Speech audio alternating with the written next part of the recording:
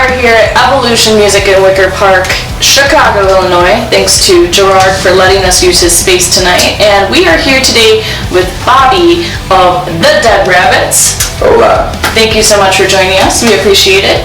So let's start with the basics. The Dead Rabbits, how did you get involved with the group?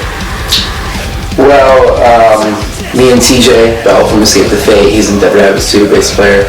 Me and him are kind of homies for a couple years, and I don't know, it's always kind of been like go back and forth of like us doing something, like starting to send music and stuff back and forth to each other. And this past summer, he was asking me for stuff, and it was kind of heavy, like too heavy. What he was kind of looking for, kind of do with that. And so Craig got a hold of it. Craig calls me, and he's just like, "Yo, can I use these for Dead Rabbits?" I was like, "Yeah, dude." Like, you know, they were old songs that I was working on in an old project I was trying to get going in Chicago, but it was kind of impossible to do. So, yeah, that kind of happened like that. And then we started working and sending voice memos and stuff about chorus ideas and like where to go with everything and how to make it, because they weren't really like Dead Rabbits songs, you know, they were heavy, but they didn't really have like the Dead Rabbits vibe and stuff. So Craig just like, "No, I'll sing on it, it's all good." So, but yeah, we kind of figured that whole thing out with doing all that. And then, yeah, and then Kevin Thrasher from Escape the Fate started producing it and started writing stuff too. And we kind of went back and forth, like starting like September. We really kind of like hit the ground with that, and yeah, sending stuff back and forth and doing that. So. When did the Dead Rabbits officially start as a band? Oh shit, I think like I would say like 2011, around there. I think he Craig did an EP with Caleb. Actually, Edge of Reality was the EP that he came out with originally for Dead Rabbits, and Caleb Show from Beartooth and Attack. So he recorded that. I think he did in Chicago too. They recorded that EP and was kind of messing with that, and people started picking it up on like YouTube and all that, and like their Facebook, and like, I think TJ started like playing with Escape the Fate, and kind of went from there. And then they put out Shapeshifter, and you got Alex, the old guitar player, and Rob was the drummer for that, and yeah. So you joined the Dead Rabbits in 2016. Yes. So when you joined, was the new album already in progress, or did you start writing with them from the beginning? No, the whole thing was literally, I had like 6 songs that I sent over to Craig, and those were kind of like the baby for the album, I believe. And then Kevin had stuff like sitting around and stuff, and he started working on it. I sent him my songs, he started working on them and sending stuff back and forth, and yeah, that was kind of how it all went down. You're in the Chicago area. The rest of the band is... Craig's like in Washington now, but it was, our Dead Rabbits was originally based in Phoenix. Craig's from there, he was living there. Rob, drummer, lives there. So the whole thing was kind of based out of there. TJ lives in North Hollywood, so everyone's kind of a little bit all around. I'm like way far right now, but I'm moving to Vegas soon in a couple months, so I'll be closer for purposes. So you are strictly relying right now on like internet to get everything together? Yeah, I mean, like literally this is how everything's pretty much done anyways these days. I mean, like as far as that goes. But yeah, it was just a lot of FaceTiming and voice memos back and forth, just trying to figure out, you know, where he wants to go with it and stuff, like Craig and stuff. It's his baby, so. So what about the name The Dead Rabbits? Does it mean anything in particular to the band? Yeah, it's I think Craig got it. Well, obviously Rabbit is spelled like Mabbit. Yeah. So it's just based off of like Dead Rabbits, like, you know, kind of Gangs of New York, like that whole thing. So it's like a play off that. How would you describe the Dead Rabbit sound? It's heavy. I mean, like Shapeshifter was super heavy, like super hectic record. This new record to me kind of like goes back on the original EP, Edge of Reality. You know, it's just catchier, a little bit catchier. Was that the song we were listening to on the way here? The chorus was super catchy. Yeah. It was like the screaming through the verses, and then the chorus was super catchy, clean vocals, sounded sweet. So he's referring to the single that was released a couple weeks ago. What is that called? Dead Again. Dead Again. Yeah. Tragic Hero Records is the label. So who are you guys recording the album with? Kevin recorded, produced it, the whole thing. Him and Craig did it, almost all, the whole thing. They did for months. They were like locked and loaded on that whole thing, just getting it done. Just finished it, I believe, January. It was all finished. Everything's being mixed and mastered now. Andrew Wade, he did Shapeshifter, so he mixed and mastered that. He does like Day to Remember and like all that stuff too, so he's like phenomenal. The stuff sounds like really good. It's crazy. Bass drops are like intense in this album. There's some cool, like definitely like the electronic parts of it are super sweet. What about the album artwork itself? That whole thing is honestly not too sure. I know Craig wanted to go like more like artsy route with it, and because all the like in the liners and stuff, there'll be a lot of artwork in it, as opposed to just like band photos and everything. Like there's artwork that's like based on each song in there, so like they're like kind of like paintings. Nice. So like he found some dude, he likes his art and his paintings, and he kind of did his thing. So there's a couple cool ones and stuff. Like there's one song called "Burn It Down," and it's just like this like rabbit with like smoke behind it with a lighter, holding like a lighter in front of its face. It's like kind of like a Donnie Darko and Tim Burton like type feel for this album, So it's kind of cool. Awesome. Very cool. And how many tracks are on the album? 10. 10? 10, yeah. And the title for the new album is? This Emptiness. This Emptiness. Any particular reason why it was called that? It's a dark record. It's a very dark record. It's pretty much about hitting rock bottom, kind of. So, from what I get out of it, I don't know what's going on Craig's head or anything, but yeah, I listen to it. I'm like, oh yeah, it's a dark album. So, what is your favorite song so far? My favorite song on the record is probably "Burn It Down," which is previewed on the Instagram. Like we've done that, and hopefully be putting that one out soon. I really like that one. There's a song called "The Freak, the Creep, the Clown," which is nothing that like Craig's ever really kind of done before. It's got a super like melodic like synth behind it, real upbeat, fast. The verses are like nasty as hell with the riff. And it's just kind of like, super fast but clean vocals over it.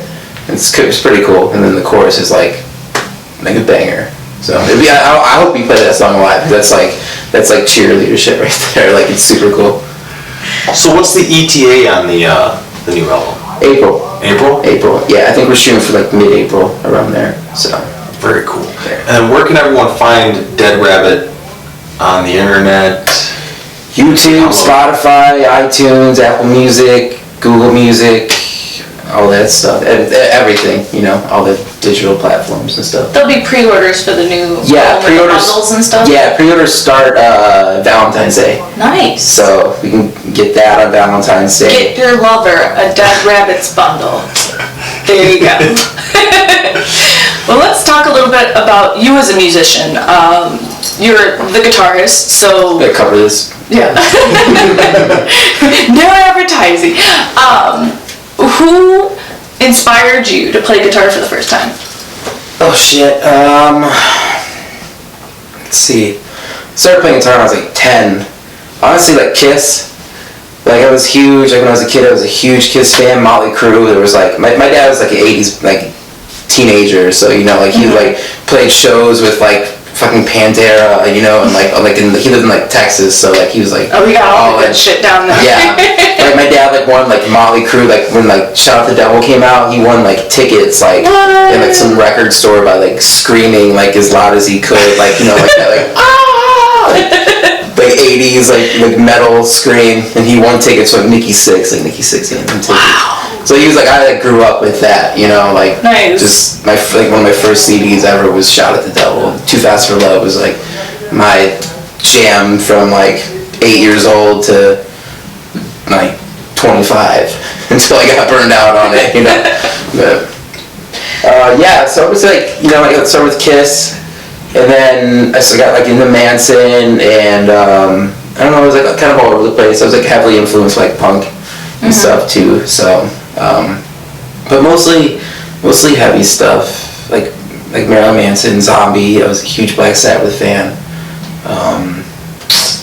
Yeah, stuff like that. So then what made you decide that guitar was what you wanted to do? My dad played bass. Okay. So I need a guitarist. Yeah, I wanted to do guitar.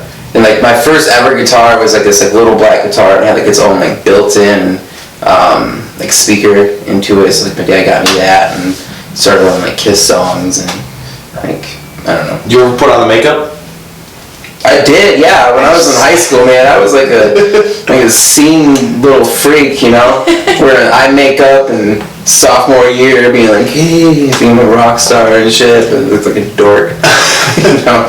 But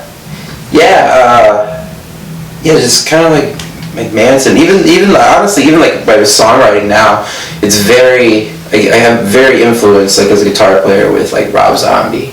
Still, and like Riggs was his guitar player back then, and he like John 5 too, you know, like John 5 was amazing. Like one of my first Marilyn Manson CD was Mechanical Animals, so like that was like John 5 is amazing, and so I started. And his solo stuff is even crazier. Yeah. He's nuts, dude. He's amazing. He's like, I follow him on Instagram. He's like the best thing on Instagram. He like is so weird. He'll like dress up in like his pajamas, like in a onesie, and start shredding. This is true. With like a mask on, you know, just like plays some like country shit, like bluegrass. Like the funny thing is, I didn't realize how good of a guitarist he was until I saw some of his solo stuff. It's like, you know, he's a guitarist in a band. You know, obviously he's good enough, you know. But then when they do their solo stuff, and it's like where it's not featuring just, you know, the whole band, it's featuring what they can do on their instrument. Right. That's when I was like, whoa, this guy's fucking real good. Dude, he's amazing. Yeah. He has some sick shit. I wish. But enough about John 5. Yeah. Back to you. Yeah. No, so yeah, I mean, like all that stuff just kind of influenced me, and I stopped really kind of like doing like heavy stuff. Like high school, I started playing like more like hard rock punk type thing. I mean, like it was like in the whole like My Chem like type shit, but I wasn't playing stuff like that. I was just more like, I don't know, like almost like Pennywise stuff, and, you know, like kind of doing that, and like some hardcore, and then kind of like got into like pop music, like, and it helped me a lot though with my songwriting, like learning how to like, you know, write like a pop song and, you know, do that like arrangements and where things are supposed to go and like all that. So, and then probably when I was like 25, so maybe like 3-4 years ago, I was actually living in Miami, and then I started playing heavy stuff again. Because that's when like everything started changing then too, you know? Like it wasn't so, I don't know, it wasn't so like bland for like hard rock. There was a couple of years there, it was like where everything kind of Disturbed and like, you know, like and that all that was like whatever. So I was just like, yeah, and then so like metalcore and stuff started sounding cool, and I was like, yeah, I dig this. So I started learning it. What was the first concert you ever went to? My first concert was 311 when I was like in second grade. Nice. Yeah. I don't like their new stuff at all, and I hate their fan base. But I love like their old stuff, like Grassroots, Transistor, and the Blue Album. Like honestly, like everything like the sound system, I think is like pretty dope. Like I love it, but their new stuff is not my thing. Not my thing. If you were to tour with anybody, who would you choose? Skip Fate.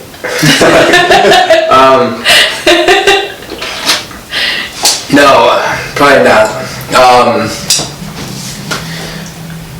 Shit, like a new band? I would love to tour with Marilyn Manson. That would be really fucking cool. Or like Zombie, just to have like, you know, to see that like every night would be like super cool. Like how the stage set up, like all that shit would be super gnarly. All the I would love theatrics. that. Yeah. That would be so cool. Just to do that would be, that's my dream. So speaking of tours, when the new album is out, the Dead Rabbits going on tour right away?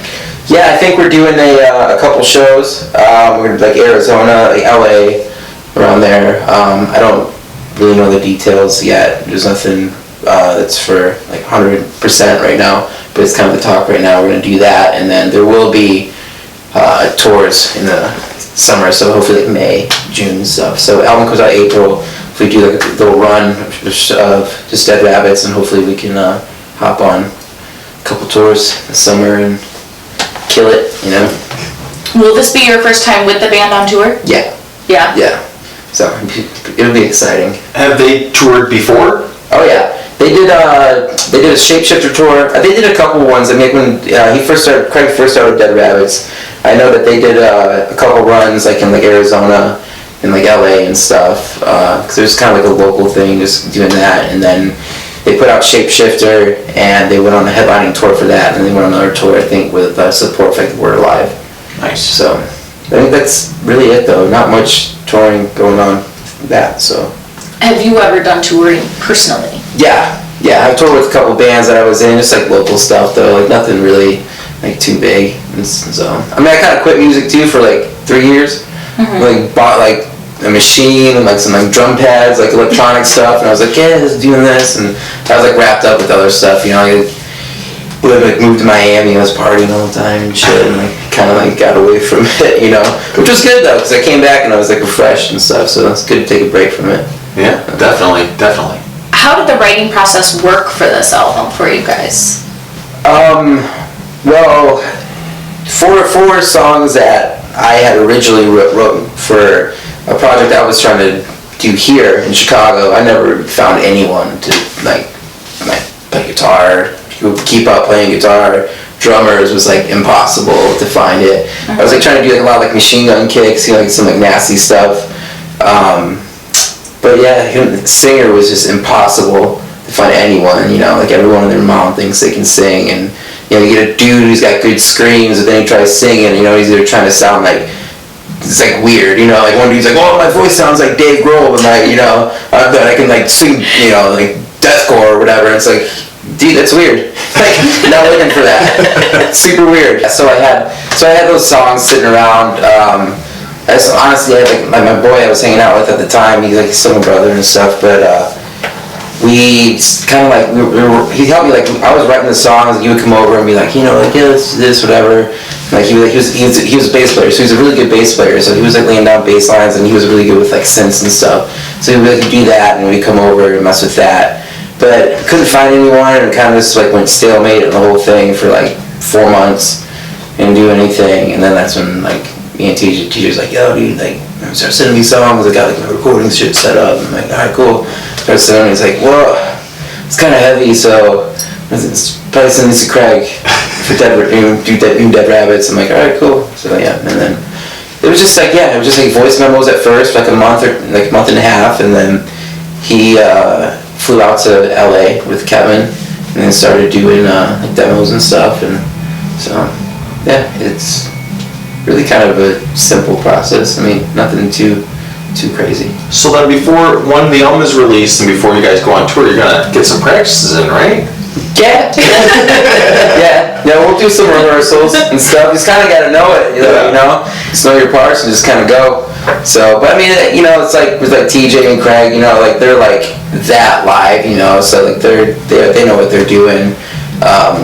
Drummer, just know your parts. I know my parts. Like I know all Shapeshifter too and stuff. So, you know, we're ready.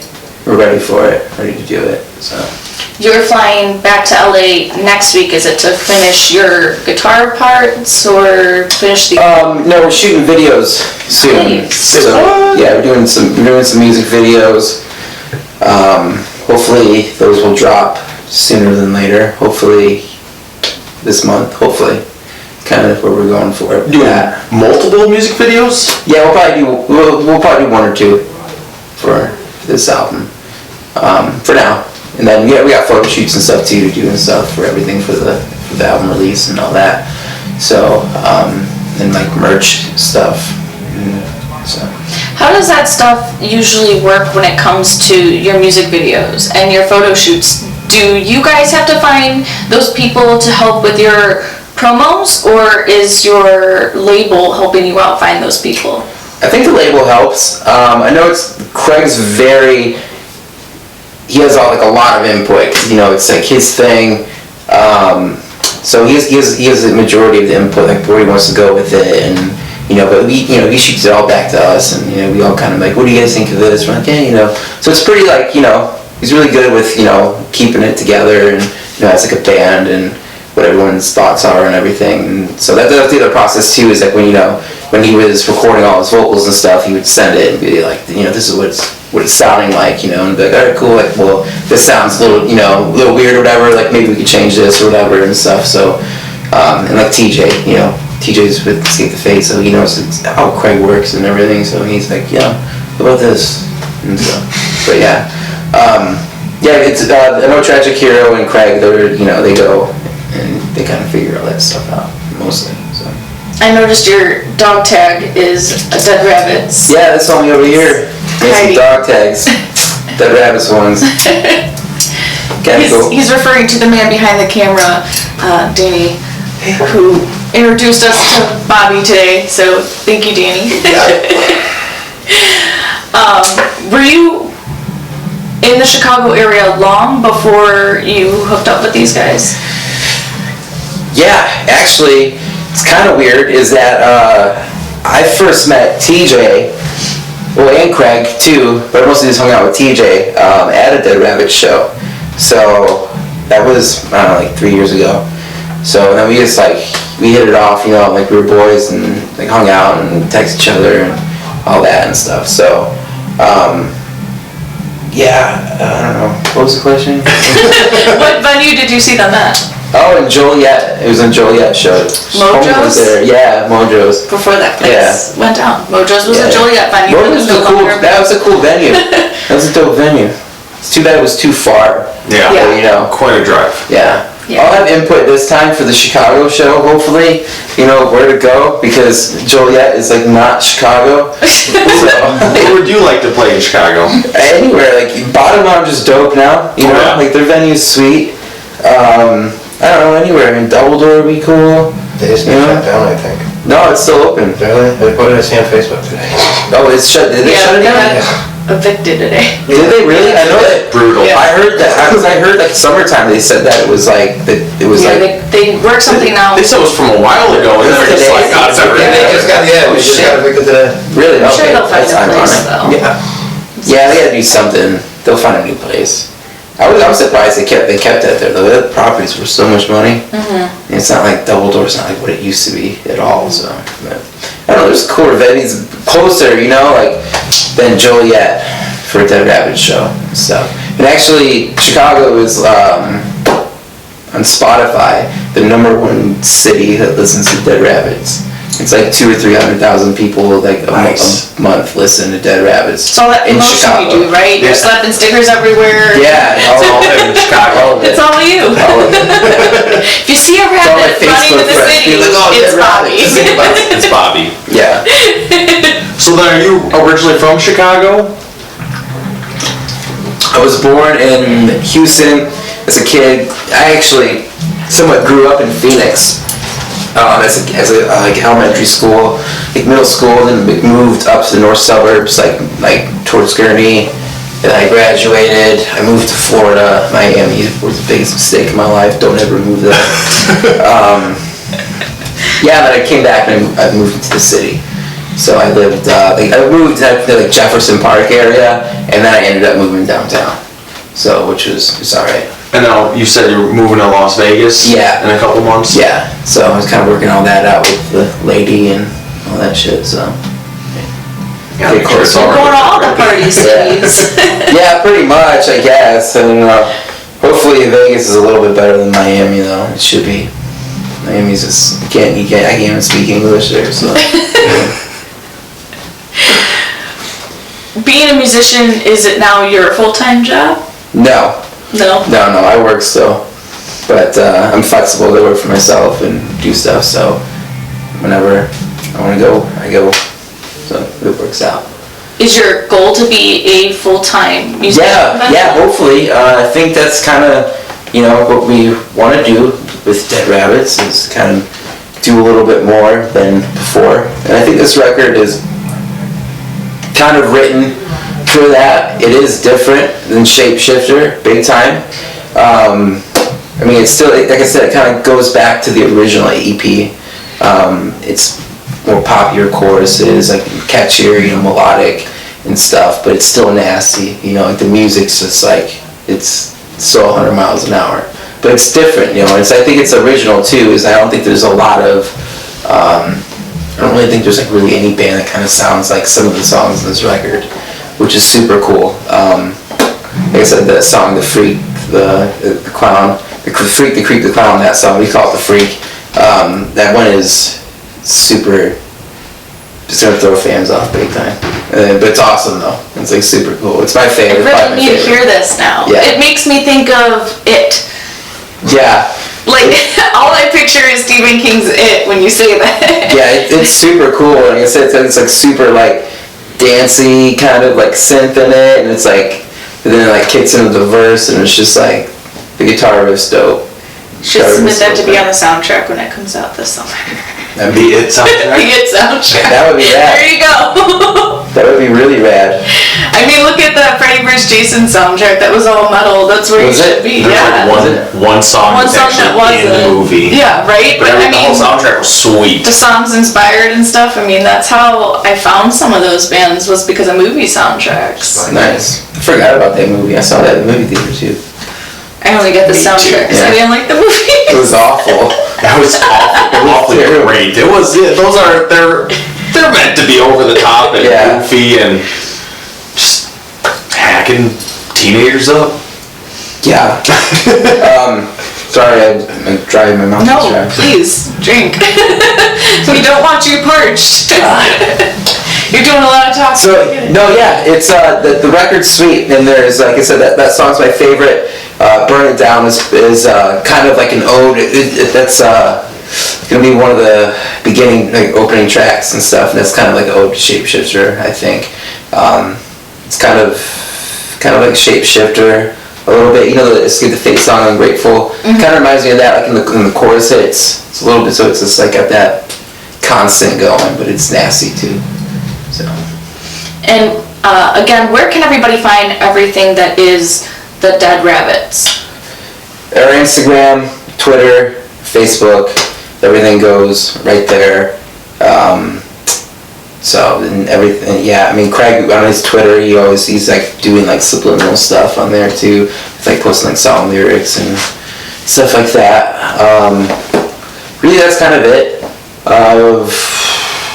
I know AP, like Craig did something with AP, like a short little interview when Dead Again came out. It's all coming out and stuff. You know, after the pre-orders start, there'll be a lot more information and, you know, And that again merch was- and shows and, you know, all that, and like release date, and, you know, we'll be getting into all that and stuff. So February 14th, next Tuesday, Valentine's Day, is the pre-order bundles that everybody can see what you guys got going on with whatever release date you'll decide on. In April. In April, whenever that may be. And then you guys are looking to tour in late spring, early summer. Yeah, So definitely be on the lookout for Dead Rabbits dates coming soon. yeah, That's very exciting. yeah. I know, like, when like album releases and stuff, we should be doing some shows in like out west. So. Nice. Is there anything that we left out that you want to say to your fans, to the audience? Or any shout outs or. No, I mean, not really. Thank you guys for Absolutely. all the social media, you know, support, and all the kids that tag us and things, and, you know, create their own like fan art and all that. I had some kid like draw me like he has a like skull and stuff, and like, you know, the kids love it and stuff. So if they love the record, I think they will. So Very cool. It's definitely different. So it'll be fresh. Well, thank you, Bobby, for sitting down with us. We Yeah, no can't problem. wait to hear the new album in full once it comes out and to catch you guys on tour. And again, thank you to Gerard for letting us use Evolution Music here in Wicker Park as the spot to interview at. We are in our own private room. It's been very nice. Thank you. Good night. Yes.